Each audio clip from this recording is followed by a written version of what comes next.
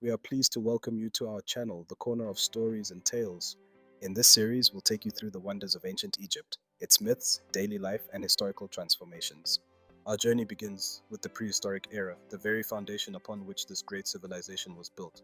Egypt occupies a unique geographic position at the meeting point of Asia, Africa, and Europe, where the Mediterranean Sea meets the Red Sea, both joined through the majestic Nile River. For thousands of years, Egyptians have lived along the Nile's banks, cultivating its fertile soil. Over time, their way of life evolved from scattered communities to a structured urban civilization whose influence extended far beyond its borders, reaching into the heart of the ancient Near East. To fully appreciate the emergence of Egyptian civilization, we must understand the country's geography, which continues to influence its history to this day. Egypt is divided into seven major geographical regions. 1. The Nile Valley, including the Delta and Upper Egypt 2, Al Fayoum Oasis 3, the Suez Canal Zone 4, the Western Desert 5, the Eastern Desert 6, the Sinai Peninsula 7, the Red Sea Islands. Despite covering roughly 1 million square kilometers, only about 37,000 square kilometers, or 4%, are populated, most of them along the Nile. This illustrates how central the river is to Egyptian life, especially given the country's minimal rainfall, geological eras, and the Nile's formation. Before Egypt became home to humans, it passed through several geological periods.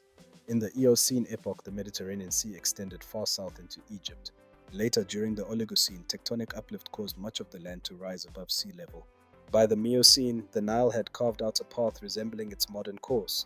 At that time, a natural waterway briefly connected the Mediterranean and Red Seas. Over time, this link vanished. The Nile eventually flowed into the Mediterranean near what is now Cairo and had several tributaries branching through the eastern desert. The dry valleys seen today are remnants of these ancient rivers. In the Pliocene, a powerful earthquake reopened a narrow channel between the two seas, forming what we now call the Gulf of Suez and nearby lakes. The Nile deposited layers of silt in this passage, expanding the delta and forming about 10 river branches. By the Paleolithic age, many tributaries had dried up. The Gulf of Aqaba shrank to its modern form, and the Fayoum Depression emerged when a Nile branch flowed into a basin resembling a vast oasis. Another western desert branch also dried by the end of the Pliocene. As rainfall declined and climate conditions changed, the Nile's flow narrowed and slowed.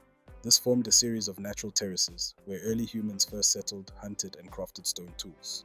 Life in the prehistoric era. During this time, people near the Nile depended on hunting, fishing, and gathering fruits and plants. In desert areas, they made use of seasonal rains that filled low-lying basins, temporarily turning them into lakes surrounded by greenery. Life was nomadic, with constant movement in search of food. This lifestyle offered no stability or structure for permanent families, homes, or storage. Eventually, humans discovered they could grow food by planting seeds from wild plants. This groundbreaking shift from food gathering to food production led to the birth of agriculture. It required people to settle in one place to care for crops and harvest them.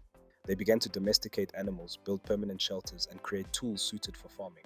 The Nile, with its nutrient-rich silt, made this transformation possible.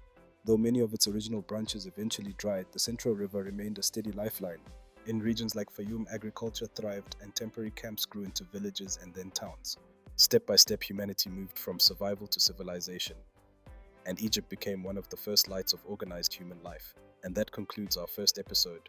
We hope you've enjoyed this journey into the earliest chapters of Egyptian history. If you found this content valuable, please like, share, and subscribe to stay updated with our upcoming episodes. Much more awaits in the tales of ancient Egypt.